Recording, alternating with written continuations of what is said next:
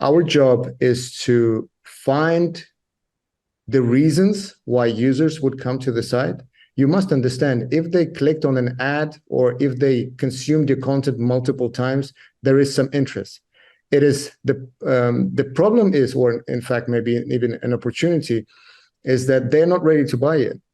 The 66 touch points that you're talking about, which sounds reasonable, is mainly focused on consuming content. So, as I said, users would be interested to learn how you can help them solve their problem.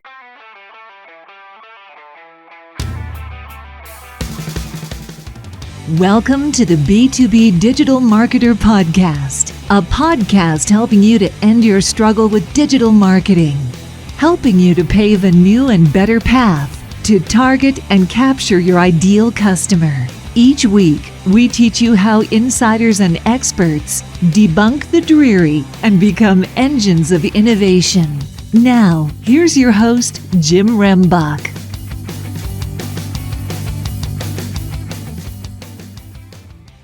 Okay, B2B DM gang, we're going to have a great discussion today because I have Ihor Sokolov on the call today, who specializes in doing something that I think we're all in need of, and that is to help assist a website user's conversions from going from the introduction phase all the way down to make an actual sale for high ticket B2B solutions.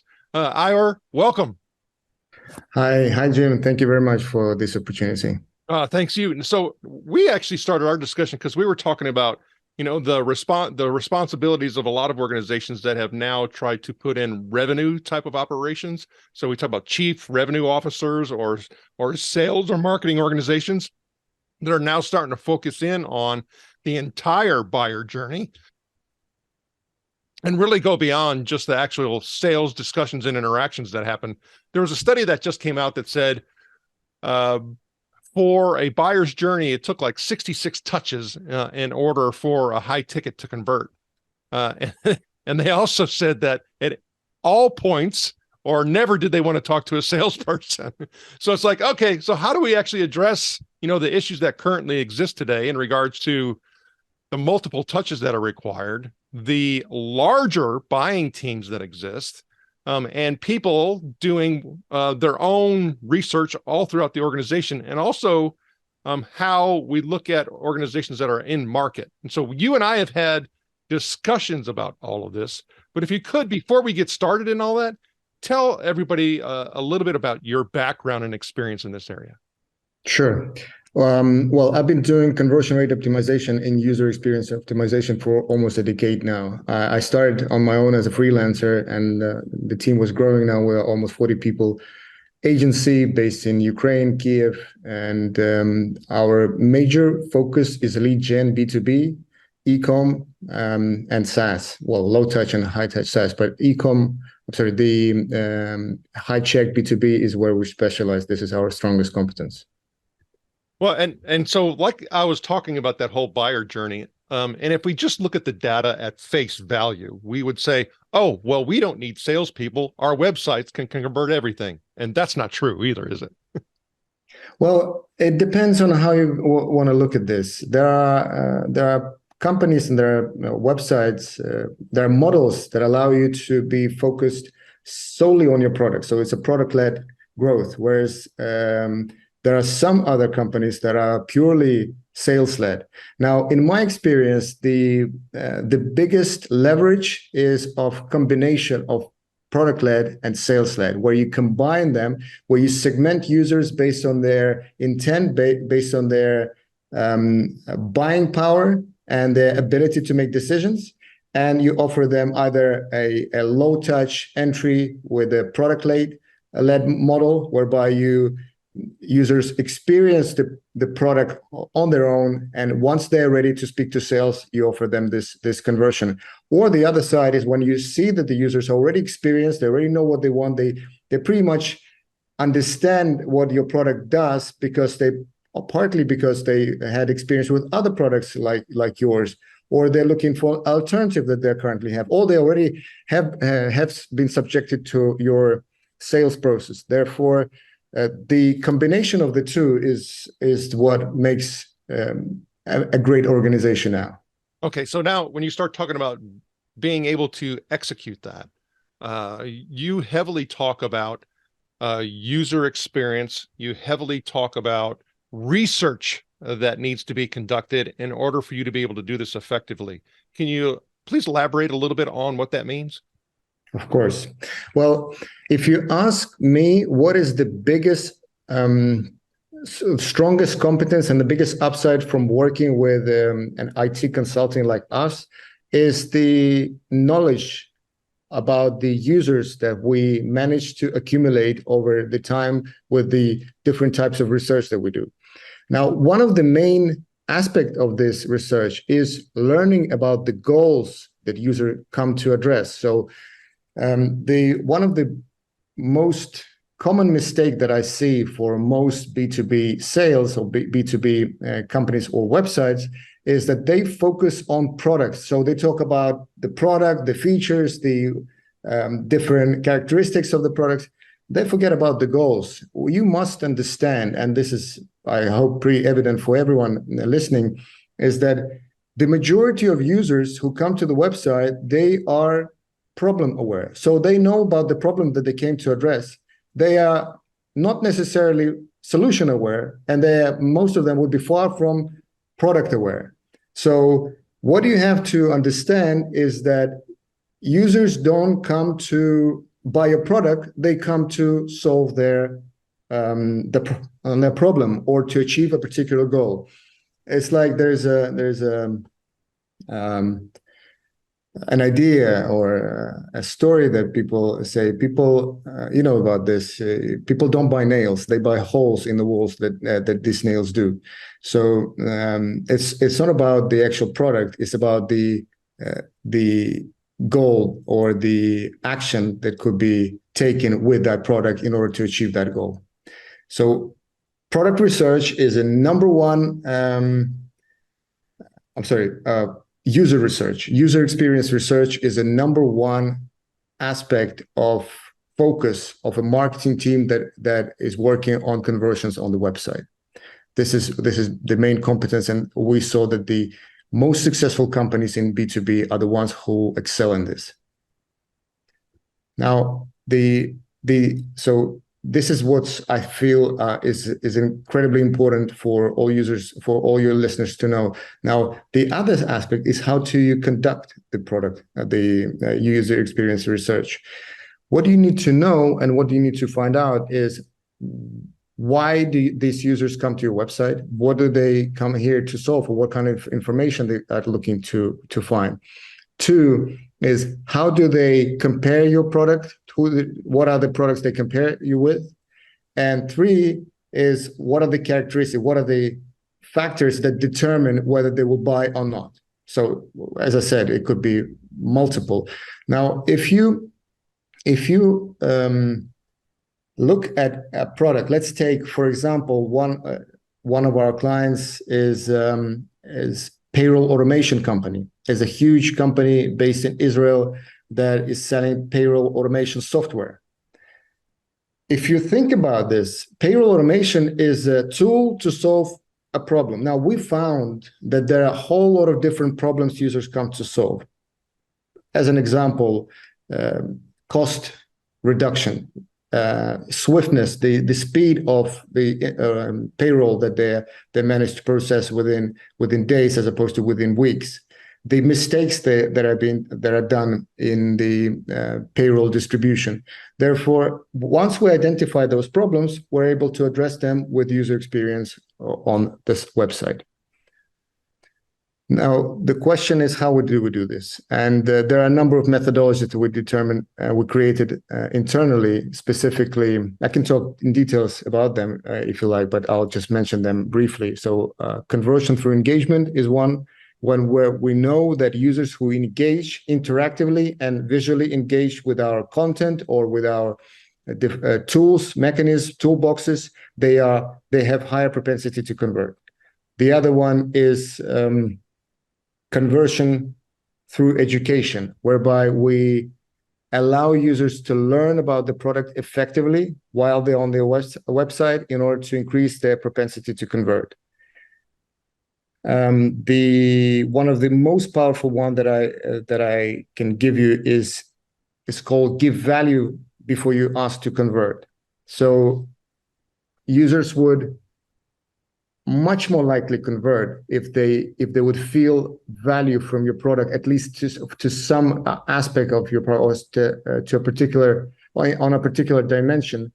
If they feel that value from your product, you're able to provide it, to convey it during the experience on the website, their propensity to convert increases drastically. And this is what we are doing. We provide value, we educate, and we allow them to engage with us visually and interactively in order to increase their probability of conversion.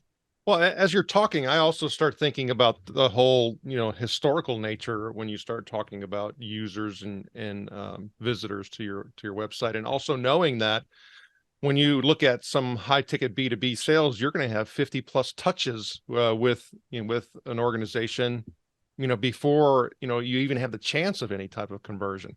I mean, the more complex the solution, the more complex the journey becomes, and the multiple players that are involved. So we're not talking about a situation where it's a one-time click convert. I mean, that's not it. So then I start thinking about research, and I'm like, well, in regards to your existing, website, where are all these people coming from and what are they looking for? And I've seen so many organizations, if they use that legacy data and start essentially building what you're talking about upon that data, that's where the problem exists, because it's not even your ICP who's getting to your website.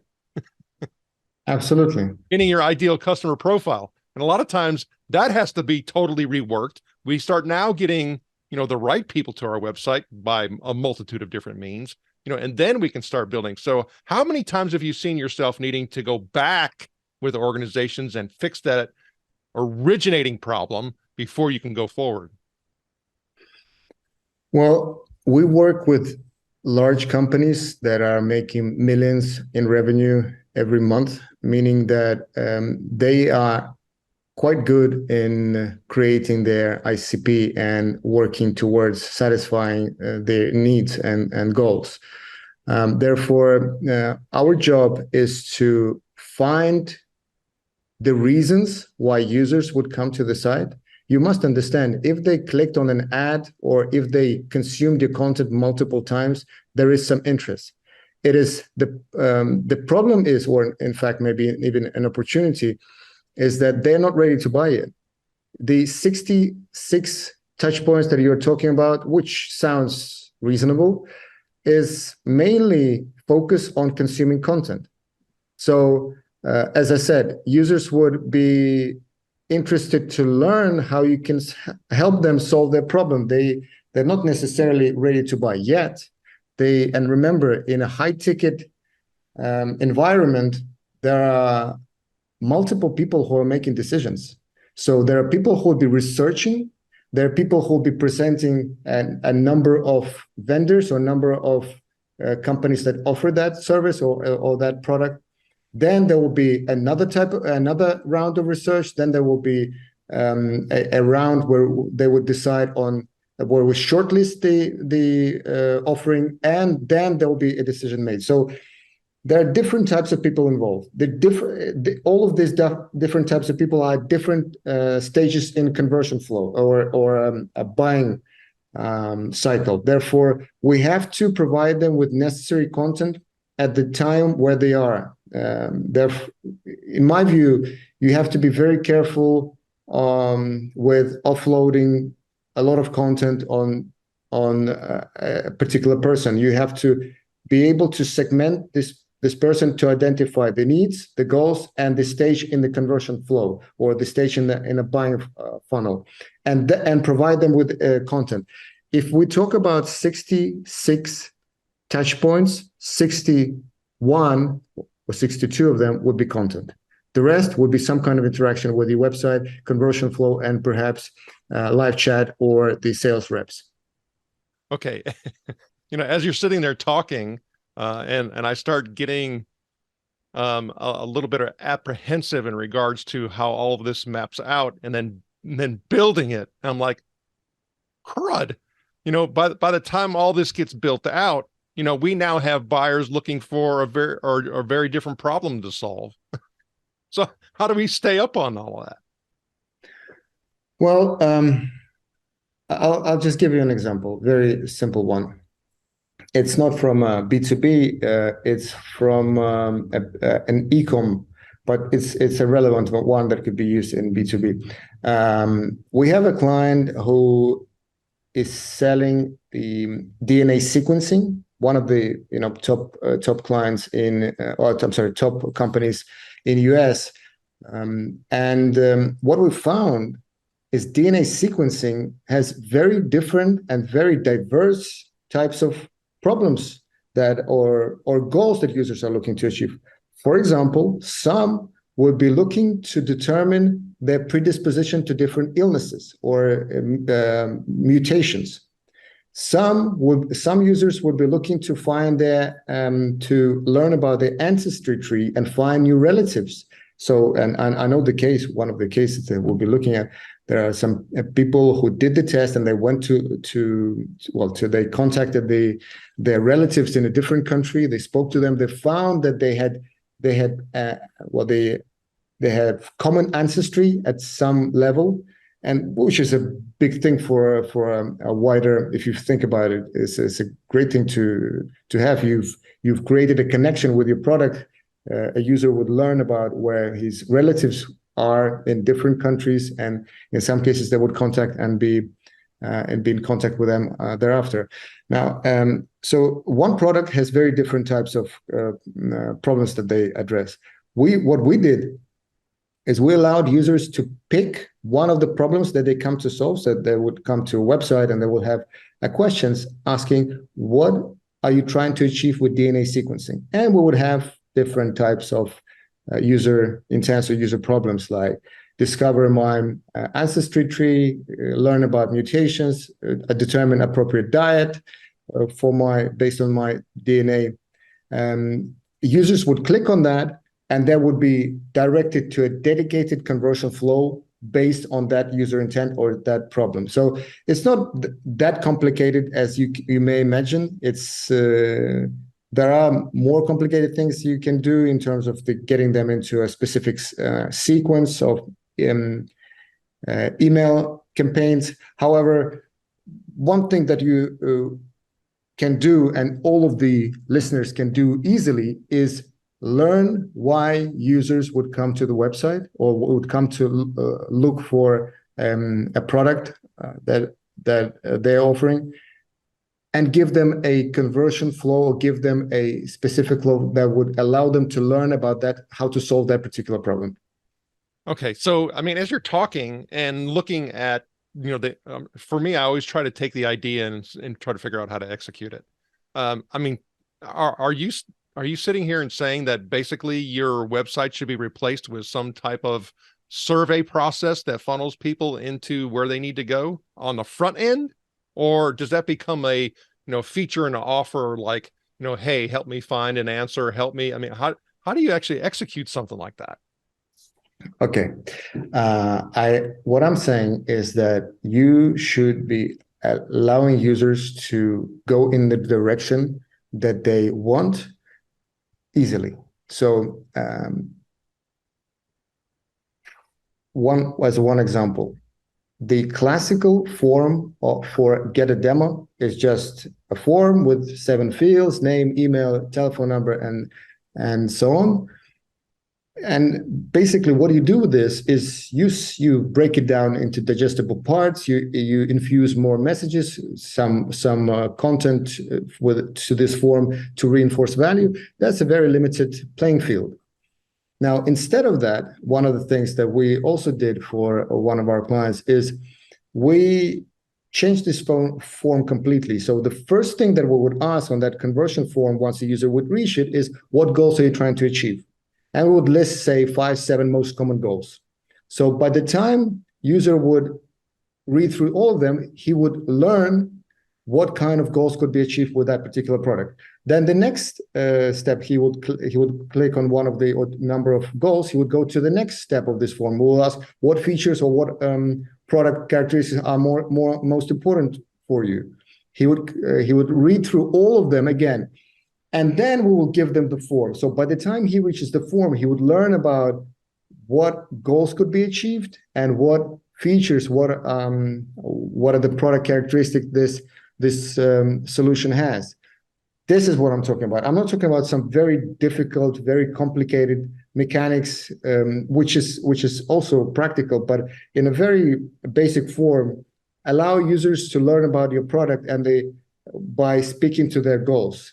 Once again, as I said, in the conversion form, you can ask them what goals they're trying to achieve. If they will see the goal that they came to address in that list, and they will see other relevant goals, their commitment and their motivation to continue would increase significantly. Well, even when you're talking about that, I start looking at how things have shifted in regards to what people need in regards to content. And oh, by the way, content, let's just, throw the demo in there as a content thing too, just for explanation purposes, is things have kind of shifted, meaning that, it used to be that a buyer would maybe partake in somebody's demo a little bit earlier on in the actual investigation or decision-making process. And now, I mean, it looks like with the level of competition, with the amount of information that exists today, and people's schedules being basically, slam full with work and task, is that the demo is really further down in the decision-making process than it used to be.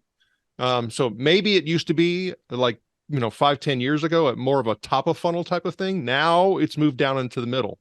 And so when I start thinking about, the commitment and the level of commitment that we're asking people to take and partake in, to me, it seems like we would have to chunk it down to get them to the point of demo. I mean, how are you taking into consideration what people are willing, to invest in at the moment in order to be able to get these answers? Well, important part is that we don't rely on the conversion flow in order to get the learn about them. We do it before that. So our research would allow us to learn why users would come. In fact, we want to understand what prompted them to even look for a solution like that. So as I said, let me just give you a very simple example. What is the reason why a person would buy an apple? Very basic. A person could be hungry. A person could be, looking to embark on a diet. A person could be in a relationship with a person who is not eating meat and vegetarian diet. Or the apple would be just a great addition to the interior design in the kitchen, like many people do. They put a number of different fruits in the middle of the kitchen. So the user intents are very different. And what our focus is to find these user problems, user intents that users have, which prompted them to look for a solution and speak to them in their language. So if we know that, for example, users who would come to payroll automation website, the B2B high check solution, one of their user intents is to reduce cost and increase speed of payroll, we would give them exactly that. We will give them a call to action called learn how to reduce cost with payroll automation. They would click there and they will be directed to a specific flow that will be based solely on that. If they want to come back and learn about other aspects or other goals that could be achieved with this software, not a problem. We'll have all of them covered, most of the common ones. But that will speak to them, speak to their problem. They will want to have to go all around website, looking at resources, toolboxes, content, blog, and everything else in order to make the build an understanding how this software, this solution can help them solve the problem. We will give them a very easy point of entry into this flow, so they will learn, and in the end, we'll give them the opportunity to convert.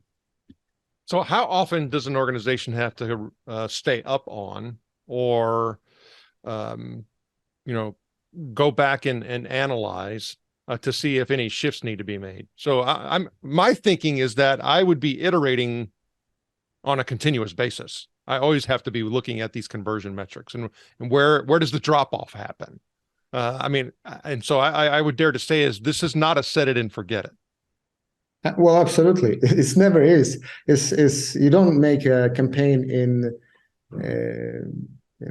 advertising campaign and forget it and think that everyone knows about you and everyone will be coming. You have to constantly adjust your ad creatives, your content, your user experience in order to serve your users and give them what they're looking to get. So in my perspective, what I've seen the most successful companies do, they have a team, a user research team that constantly does surveys, user tests, user interviews, focus groups, and everything related to speaking to users and trying to understand why they came to your website. What are the problems they're looking to solve? Give you a very simple example. One of the basic things that you can do, having a website, having a product that you sell or that you talk about on your website, is see or learn what are the search queries users are using in order to hit your website. By that, you will understand what kind of combination of words they're using in order to come to your website. If then you'll be able to track and link those users, and you will see their engagement is high, meaning that they have their high intent. That means that the combination of words, the search query that they used, has a direct connection to your website and is bringing those users who have high intent and they have propensity to convert and to buy. This is the basic thing we tell everyone. So when we start, we say, first, look at the search queries. How do they look for you? And then you'll be able to determine whether you're speaking in the right language. Because if someone is looking for a specific product with a combination of words, and you have none of these words on your homepage or any of your landing page, it's a problem. You have to be, there must be a connection between what the users look and what kind of words they use to look for your product, and what the content, the messages and the content you have on your site. So ultimately, you're talking about just, going back and understanding your ICP, your ideal customer profile, at a much deeper level, which could also include the fact that, guess what, their search queries is not what you're actually ranking for and have any visibility into. They're going a different direction. Absolutely. Well, that's that. In fact, that would be a great learning, because some companies that I see, they are very resistant to change things around. So they would say, "No, we think this is working for us." And I say, "Well, it does work for you. However, you're missing out on a big opportunity here, because there's a cluster of users who would come to your site, who have the product-related search queries, but they would bounce. So they would bounce because they don't see any relation between what they were looking for and what you have, although their search query tells us and signals that they are looking for a solution that you're offering." So if I was to think about where organizations are most often, so talk about common, and you have some, or you have visibility into what's common in regards to, people that you initially start to work with, right? Common isn't what happens when they're, working with you or beyond, but we have to assume that the people and the organizations that are coming to you needing for them solve certain problems, you see some common traits, right? It's like, well, typically people come to us and we find this being an issue, and then we find this being an issue. So what would you say are the top 3 things that you find that most organizations are struggling with, whether they know it or not? Okay, that's a great question. there is a notion in conversion rate optimization and user experience optimization. And ultimately, the difference, maybe someone will wonder what's the difference between conversion rate, CRO, and UXO. The difference is that CRO is optimization for the first touch point, so the first initial conversion. The UXO is optimization for the life cycle. So once a user would convert, how it would then speak to them, how would we generate loyalty, generate their engagement and goodwill towards us. Now, there is a notion called squeezing a lemon. I don't know where it came from, but I heard it from a few clients, where they say, how much more are we going to be squeezing a lemon? So how much additional revenue and additional leads we can generate through what we are doing? My answer is very simple to this, is that if you work on the same playing field, then this lemon will become smaller and smaller. So at some point you will hit the level, the diminishing returns.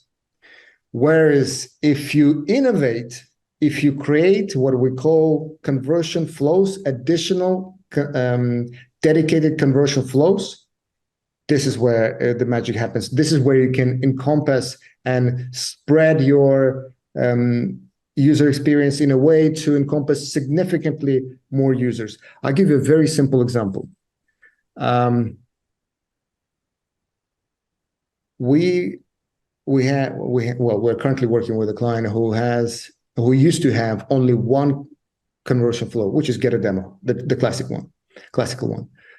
What we found is that there are users who would come to the website. The reason why they don't convert to get a demo is because they want to know the price, or at least some kind of range, before they make a commitment to come to a demo.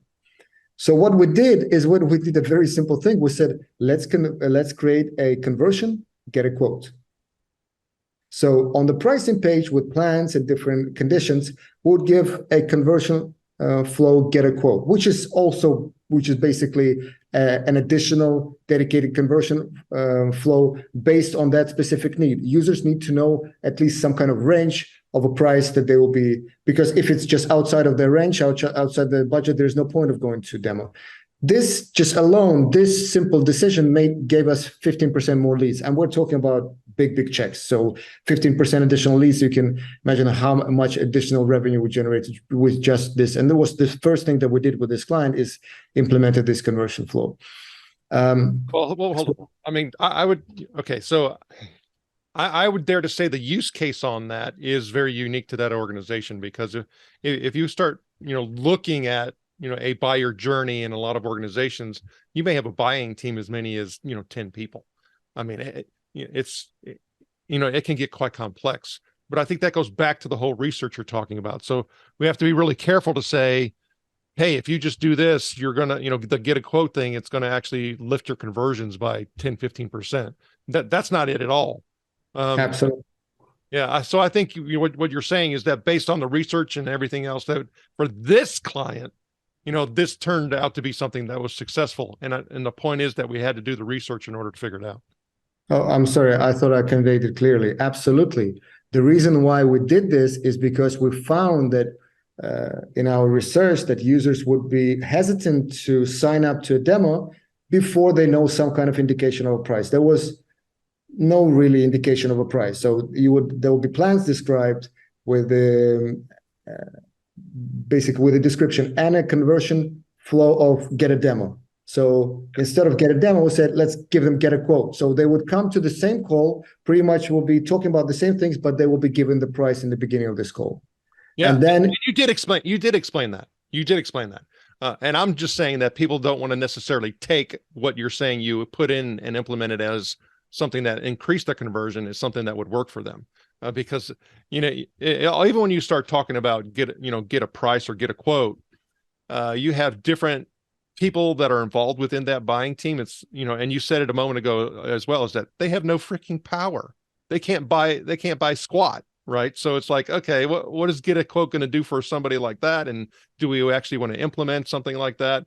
or we have a multi-tiered complex solution, and the price ranges could be anything from $15,000 all the way to 15 million, right? It's like, whoa.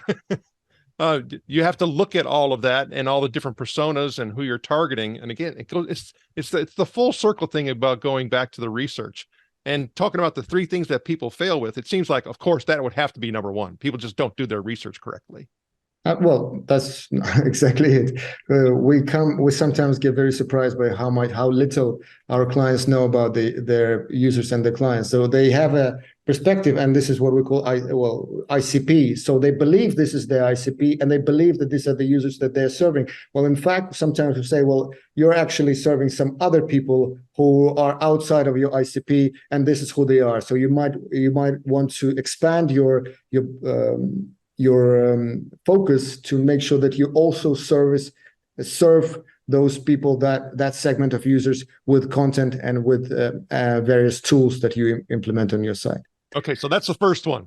We find that most organizations are not doing the proper research.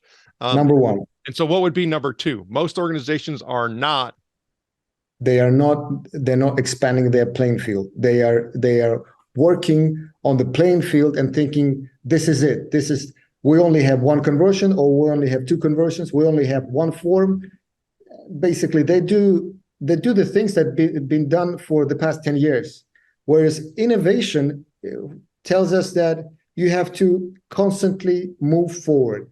First is user research, understanding why users are on your site in the first place. They may not necessarily be to buy a product. They may be just learning about the potential to serve some kind of need that they have in the future. And this is what you have to do. So you have to think wider. You have to learn about their different problems and their different needs and goals that they want to achieve.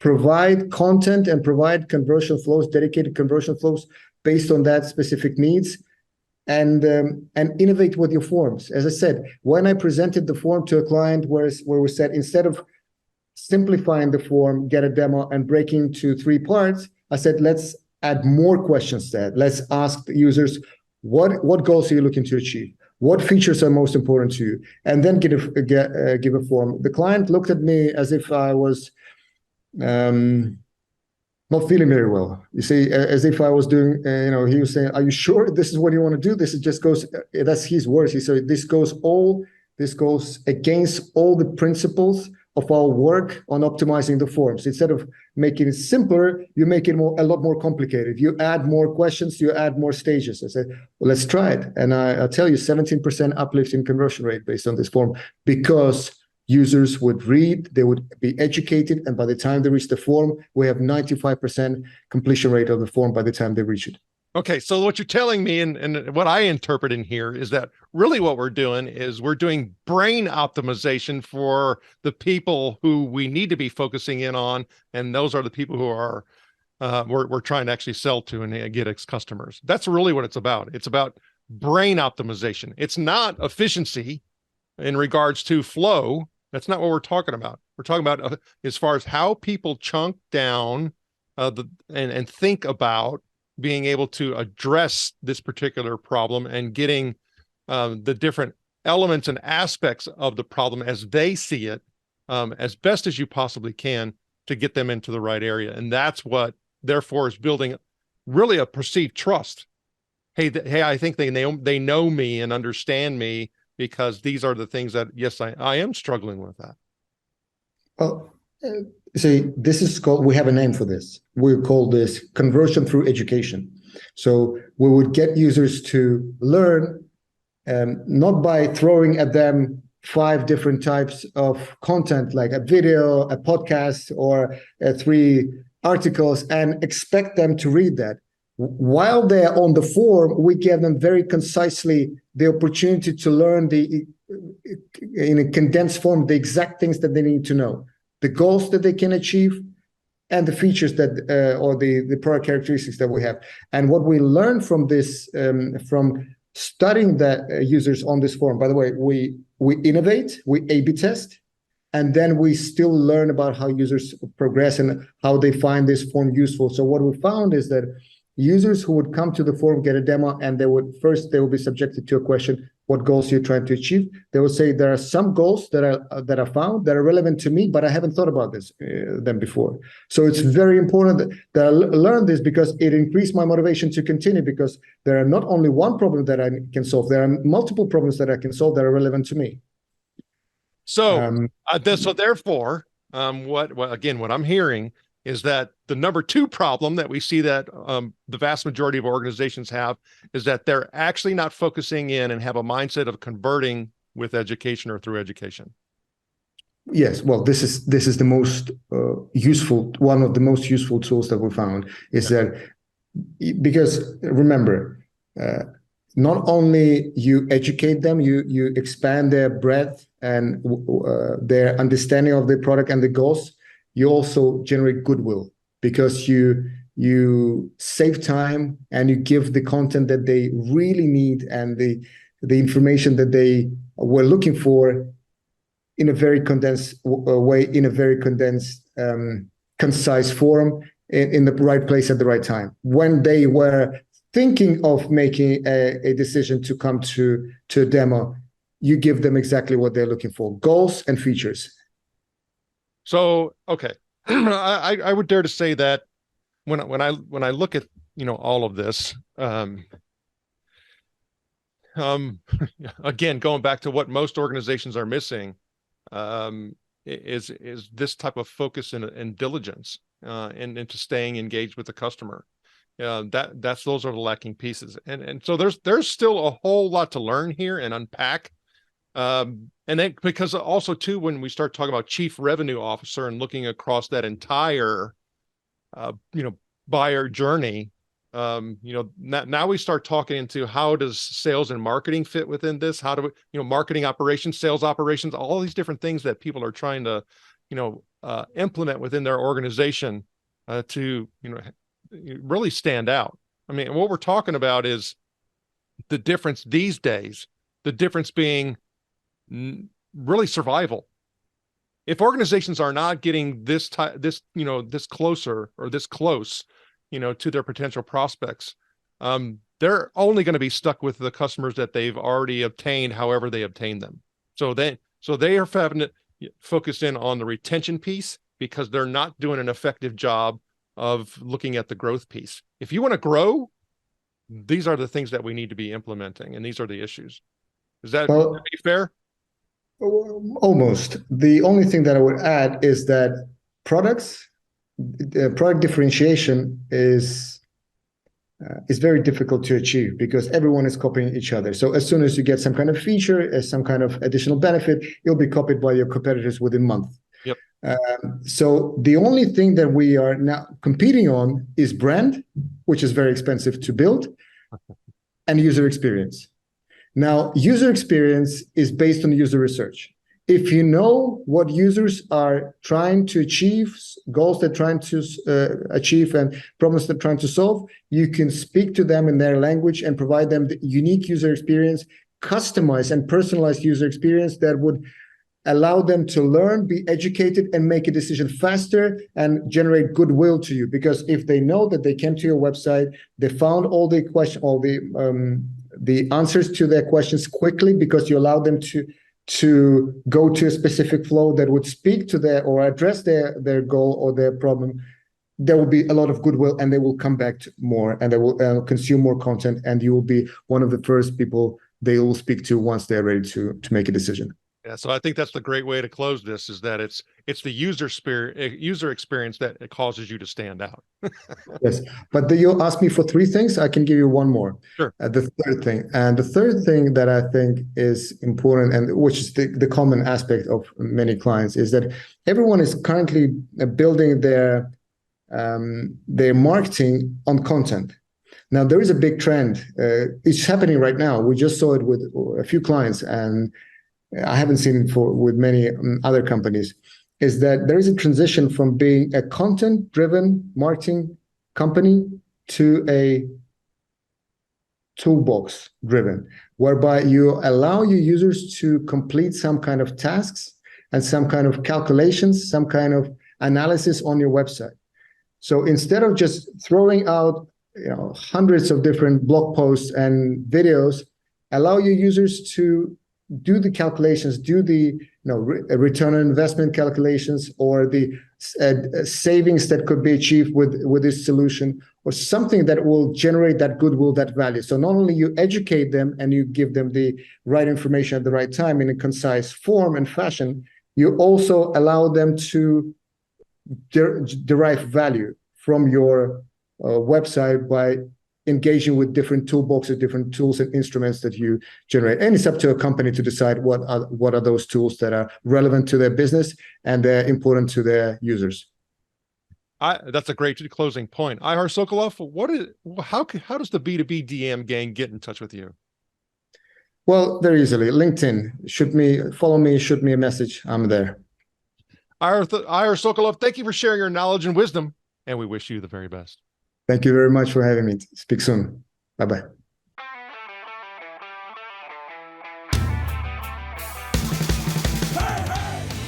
Thank you for joining us. Go now to join the B2B DM gang in the B2B Marketer LinkedIn group, where you can connect with other B2B DM disruptors and get access to our B2B DM cheat sheets, checklist, and guides. While you're at it, if you found value in this show, please help by going to iTunes to rate, review, and subscribe. And share the show on all of your digital platforms. Be sure to tune in next week for our next episode. And always remember, you can automate your lead capture, but you must lure your lead.